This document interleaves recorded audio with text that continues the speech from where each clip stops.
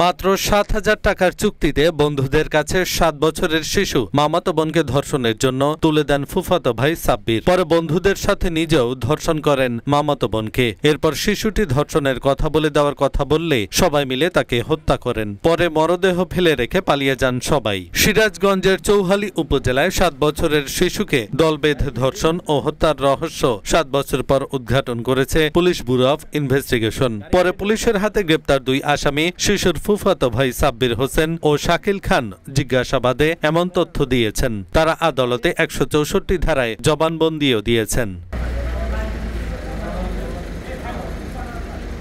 PBI নিহত শিশুটির সুরথাল প্রতিবেদন ও ময়নাতদন্তের রিপোর্ট পর্যালোচনা করে দেখতে পায় শিশুটিকে শ্বাসরোধ করে হত্যা করা হয়েছে। ডিএনএ পরীক্ষায় শিশুটির পরনের পোশাকে বীর্যের উপস্থিতিও পাওয়া যায়। PBI police super Rezaul Karim Dhaka পোস্টকে বলেন, ফুফাতো ভাই সাব্বির ৭,০০০ টাকার বিনিময়ে শিশু মামাতো বোনকে ধর্ষণের জন্য তাদের হাতে তুলে দিলেও তাকে সেই টাকাও দেয়নি আসামিরা। এছাড়াও সাব্বির অন্যান্যদের সাথে নিজেও তার মামাতো বোনকে ধর্ষণ ও হত্যা করে। এ ঘটনায় বাকি আসামিদের গ্রেপ্তারে অভিযান চলছে।